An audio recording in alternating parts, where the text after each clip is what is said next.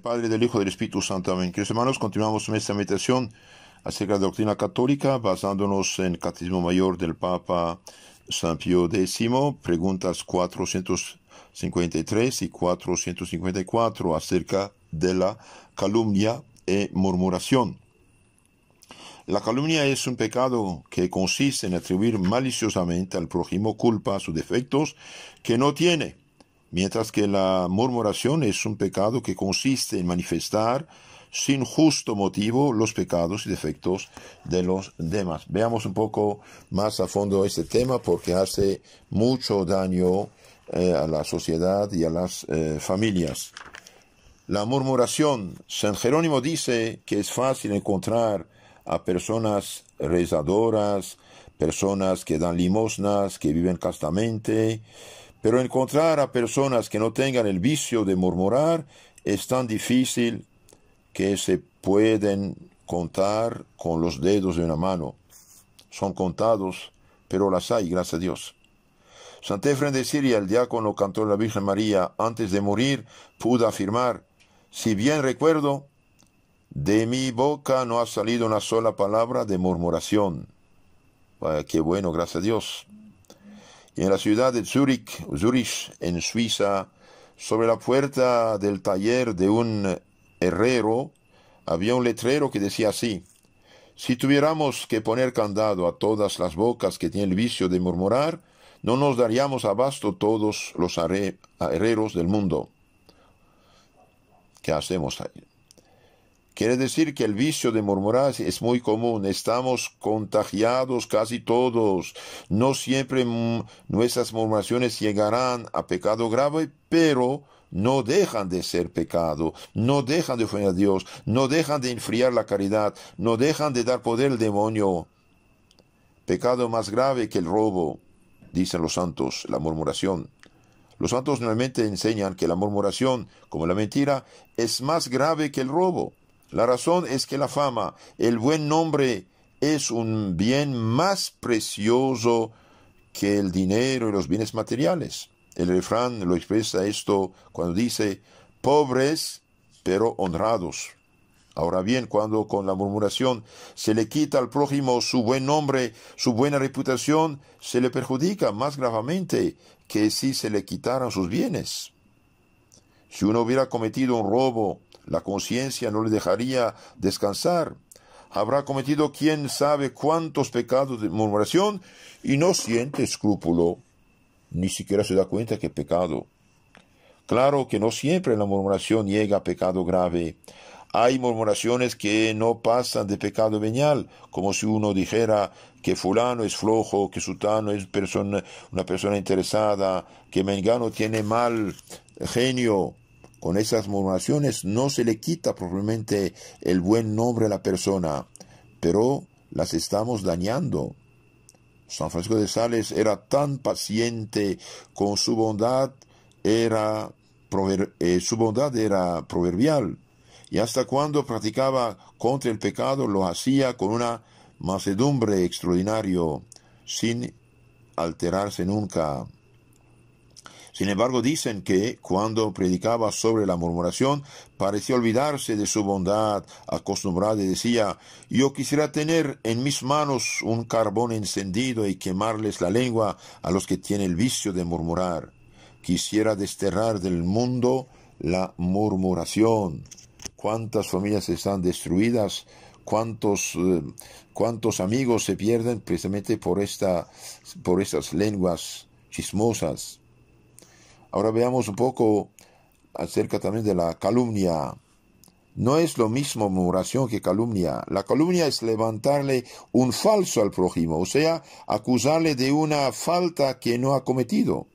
La calumnia fácilmente llega a pecado mortal, pero la calumnia no es tan frecuente. Esperemos en Dios que así sea. Y así, hasta las personas de pocos escrúpulos sienten un horror instintivo por la calumnia, mentir sobre el prójimo. Más frecuente es la difamación, que consiste en descubrir faltas reales pero ocultas del prójimo. Alguno preguntará: ¿por qué será pecado si se trata de faltas reales? porque faltas tenemos todos. ¿Quién no tiene defectos? Pero como muchas veces nuestras faltas permanecen ocultas y solo las conocen las personas que nos tratan íntimamente delante de los demás, seguimos conservando nuestro buen nombre, nuestra buena reputación. Y el buen nombre nos es necesario para vivir en este mundo. Quitarle a uno su buen nombre es perjudicarlo, y a veces el daño que causamos es grave. Una señora, estando de visita a una familia, hizo unos comentarios acerca de la sirvienta que trabajaba en esta casa y a la cual ella conocía de años atrás. Y no tuvo reparo en decir que la muchacha había tenido un fracaso. Al día siguiente, con un pretexto cualquiera, despidieron a la muchacha de la casa donde trabajaba y ella se quedó sin trabajo durante mucho tiempo. Y esta lengua de víbora, ¿para qué habló del fracaso de la muchacha? Es verdad que fracasó, pero se arrepintió, se confesó, lloró su pecado, trata de llevar una vida cristiana. ¿Usted en qué se mete, señora? La señora comprendió el daño que le había ocasionado con descubrir aquella falta y trató de repararla diciendo que era cierto que la muchacha había dado un mal paso, pero era cosa de muchos años atrás y después siempre se había portado bien. De nada sirvió. La murmuración le había quitado el buen nombre y los dueños de la casa donde trabajaba ya no la tuvieron confianza y no la volvieron a admitir. La señora que había murmurado para reparar el daño que le había ocasionado, la recibió ella en su casa, le dio trabajo y se quedó ahí toda la vida, llegando a ser la persona de confianza de la casa.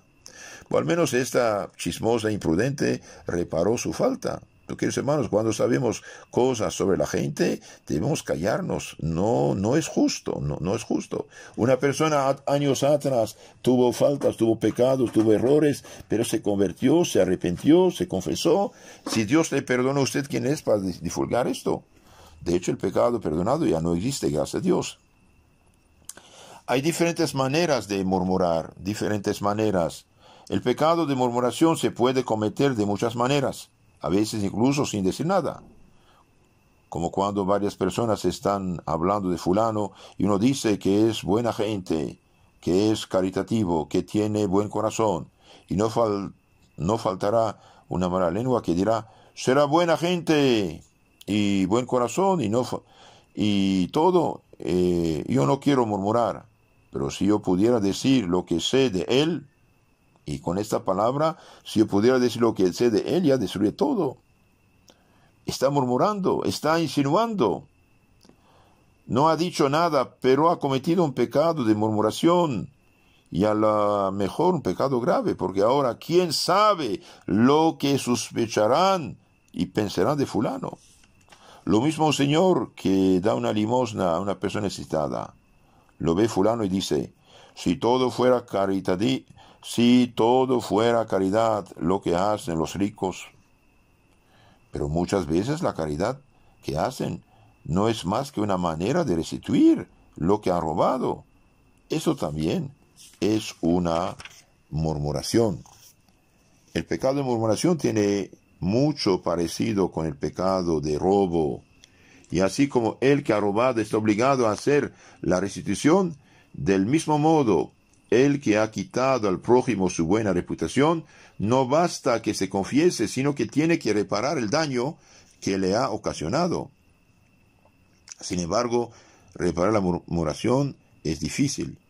Decía un santo que en el cielo nadie entra llevándose bienes ajenos, ya sea dinero, ya sea la buena reputación, que uno le ha quitado al prójimo. En la práctica es más difícil reparar el pecado de murmuración que restituir lo robado, porque no habrá descubierto las faltas ocultas del prójimo a otro. Este a su vez las habrá descubierto a otros, y otros a otros. ¿Quién puede saber hasta dónde habrán llegado las malas lenguas? ¿Y quién podrá reparar después ese pecado? El buen hombre y la buena reputación son de una cosa delicada. son como una tela blanca. Mancharla es fácil, pero volver a darle su blancor es casi imposible. Sobre todo si se toma en cuenta lo fáciles que somos para creer el mal que se dice del prójimo y cuán difícilmente creemos el bien que nos dice de él. Quitarle la buena fama al prójimo es fácil, basta a veces una sola palabra, pero restituirla es casi imposible. ¿Por qué ser tan necio de cargarse con un pecado tan pesado y tan difícil de reparar? ¿Por qué ves la paja del ojo de tu prójimo? Buen remedio contra la murmuración pueden ser las palabras del Evangelio. ¿Por qué ves la paja en el ojo de tu hermano y no ves la viga que traes en el tuyo? Los defectos de los demás los vemos, los nuestros no los vemos. Cuando se trata de defectos ajenos, tendemos a exagerarlos. Los nuestros los hacemos chiquitos. Tratándose de faltas ajenas, las criticamos ásperamente. Si se trata de faltas nuestras, tenemos en la mano argumentos para justificarlas. Severos con los demás, indulgentes con nosotros. Vemos la paja en el ojo del prójimo y la viga que traemos de nuestro no la vemos. En un monasterio de Egipto se habían juntado los monjes para tratar de cosas espirituales. Terminada la plática, empezaron a murmurar de un monje ausente. El superior, que era un santo y quería impedir aquella murmuración, pero quería hacerlo sin lastimar a nadie, salió sin decir nada y llenó un costal de arena.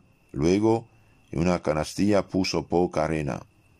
Cargando luego con el costal de arena y teniendo en la mano la canastita, entró donde estaban los monjes y pasó entre ellos sin decir nada.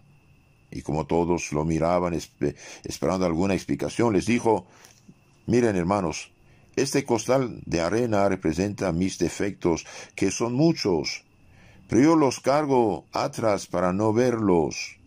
Esta canastita con poquita arena representa los defectos de mis hermanos, que son poca cosa, pero yo siempre los tengo a la vista para darme el gusto de murmurar de ellos. Ruéguenle a Dios que me perdone, hermanos. Y salió.